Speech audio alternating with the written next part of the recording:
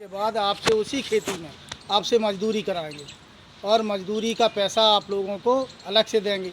तो इसमें साजिश ये है कि पहले ज़मींदार हुआ करते थे आदमी, अब ज़मींदार कौन होंगे? कंपनियां होंगी। कंपनियां होंगी और कर्ज भी देंगी।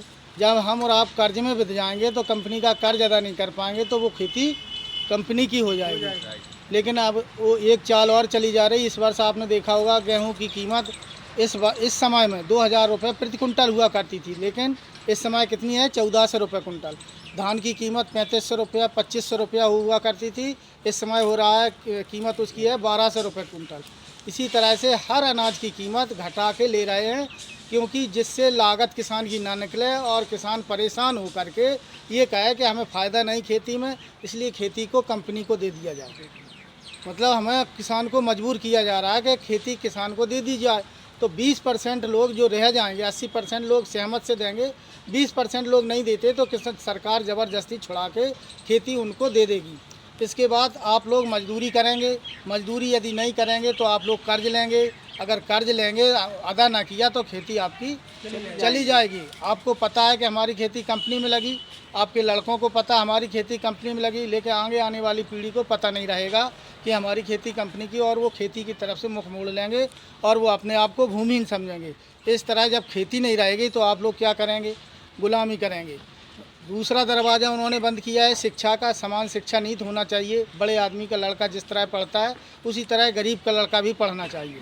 तो चाहे वो बिल्डिंग भले अच्छी हो, किताबें महंगी हों, लेकिन जो उस किताब में हो, उनकी किताब में हो, वही गरीब के लड़के की किताब में हो, तो शिक्षा समान होना चाहिए। दूसरी उन्होंने ये कर दिया, कोई भी लड़का अब अंग्रेजी नहीं पढ़ेगा, अंग्रेजी पढ़ेगा हाई स्कूल के बाद। तो हाई स्कूल के बाद जब अंग्रेजी पढ़ेगा तो लड़के क्या कुछ अंग्रेजी में जानेंगे? नहीं जानेंगे तो अंग्रेजी की तरफ से बिल्कुल गधा हो जाएंगे। पूरा देश अंग्रेजी में चल रहा है। अब अस्पताल चले जाओ तो अंग्रेजी में दवा है, अंग्रेजी में पर्चा है। आप अदालत में चले जाओ, अंग्रेजी में अदालत के निर्णय हैं, किताबें अंग्रेजी में हैं। आप कीटनाशक दवा लेने जाओ तो अंग्रेजी में है। आप कहीं भी जाइए अंग्रेजी से देश चला। जब हमारे बच्चे पिछड़े वर्ग के हों, चाहे दलित वर्ग के हों, चाहे मुसलमान के हों, किसी भी बिरादरी के हों, मैं नहीं कहता हूँ कि ठाकुर ब्राह्मण किसी के, ठाकुर ब्राह्मणों में जो अमीर होंगे वो भले अच्छी तरह से पढ़ा लें, गरीब हैं वो को तो आपके साथ में ही पढ़ना है। तो जब वो नहीं पढ़ पाएंगे तो क्या करेंगे?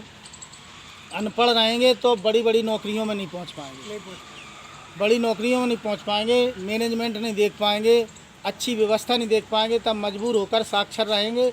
और आज के ज़माने में प्रत्येक धंधा कंप्यूटर से जुड़ा हुआ है। जब हम पढ़ नहीं पाएंगे तो कंप्यूटर नहीं सीख पाएंगे, तो बिना शिक्षा के कोई धंधा भी नहीं कर सकते।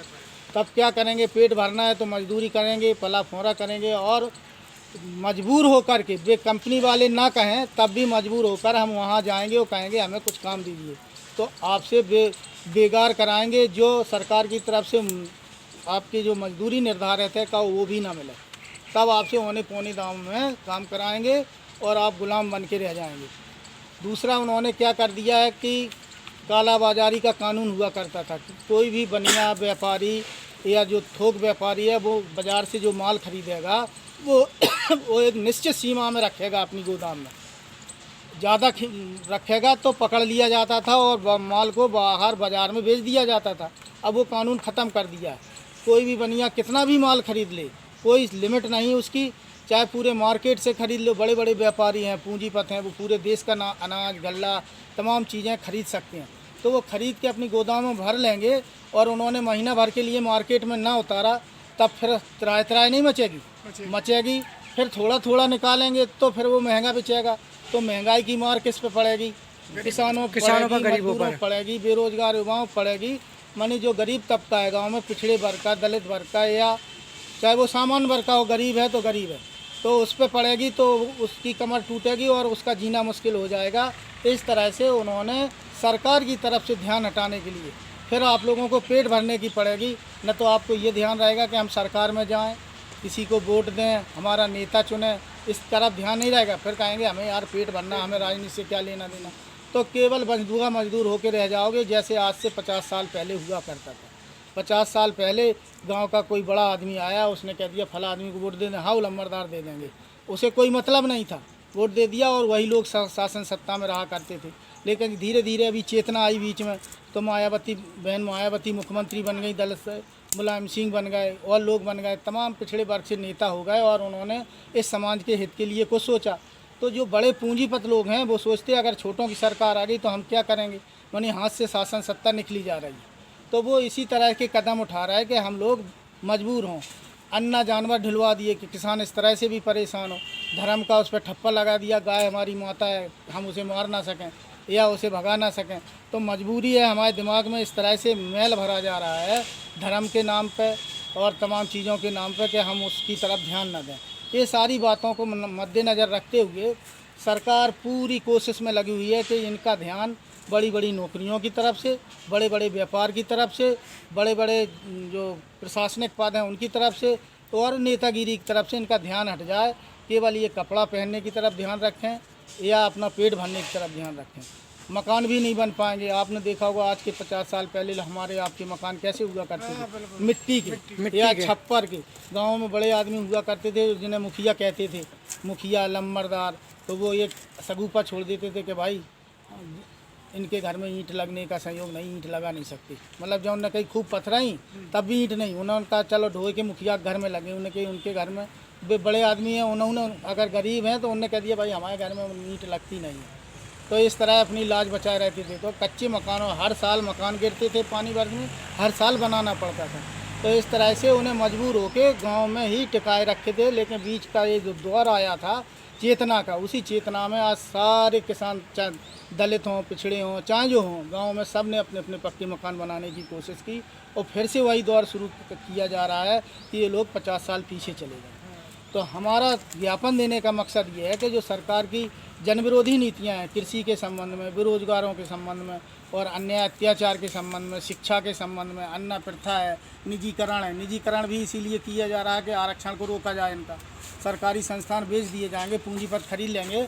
जब पूंजीपत खरीद लेंगे तो पूंजीपत आपको नौकरी देंगे कि वो अपने समाज के लोगों को नौकरी, अपने समाज के लोगों को, अपने समाज के लोगों को नौकरी देंगे। इसीलिए निजीकरण किया जा रहा है। इन सारी चीज़ों को रोकने के लिए, लोगों में जागरूकता फैलाने के लिए, सरकार का ध्यान आकर्षित कराने के लिए ये ज्ञापन हर सोमवार को दिया जाता है। और आज तक किसी भी कोई भी पार्टी, कांग्रेस पार्टी ने नहीं दिया, क्योंकि भारतीय जनता पार्टी और कांग्रेस एक ही पार्टी है। वही लोग उनमें कांग्रेस में, वही लोग भारतीय जनता पार्टी। वो कहते हैं कि अगर इनसे काम बिगड़ेगा, जनता नाराज़ होगी तो हमें वोट देगी तो हम सत्ता में आ जाएंगे। तो इसलिए वो आवाज़ नहीं उठाते, कोई नहीं उठा रहा। लेकिन जन अधिकार पार्टी एक ऐसी पार्टी है जिसने इस बीमारी के दौर में भी मुंह में मास्क लगा करके, सोशल डिस्टेंसिंग का पालन करते हुए, सरकार की जो कानून बना दिया बीमारी के समय उसका पालन करते हुए, फिर भी लोगों के बीच में गए, अपनी बात रखी और रख रहे। आज भी जा रहे लोग, ज्ञापन देने के बाद फिर गांव में जाएंगे, लोगों को समझाएंगे, लोग समझ के दूसरे लोगों को बताएंगे। इसीलिए ये राष्ट्रपति और राज्यपाल के माध्यम से सरकार पर दबाव बनाने के लिए ज्ञापन दिया जाता है। तो जब ज्ञापन नहीं देंगे हम आप, तो जब आवाज़ नहीं उठाई जाएगी तो कौन सुनेगा? अगर जब जनमत इसी से बनता है कि आज हम अपनी समस्याओं को लेकर 10-20 आदमी जाते हैं और रखते, तो इसी को दूसरे लोग देखते, कहते कोई राजनीतिक दल है। अगर अकेले चले जाएं तो कोई समझेगा नहीं, समझेगा। तो इसीलिए आप लोगों से अपील की जाती, निवेदन किया जाता है कि हर सोमवार को आप लोग अपने साथ इन नीतियों को समझते हुए 5-10 जितने भी लड़का लाओ, ज़्यादा से ज़्यादा संख्या में आओ और लोगों को समझाया जाता है। देखिए, ये समाज में 3 तरह के आदमी होते हैं। कुछ तो जन्मजात गुलाम होते हैं, कुछ जन्मजात गुलाम होते हैं, कुछ गुलामी स्वीकार कर लेते हैं, किसी पर गुलामी थोप दी जाती है।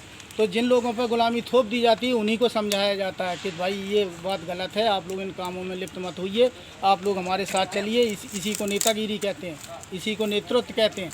तो उन्हें समझाया जाता है, वो निकल आते हैं।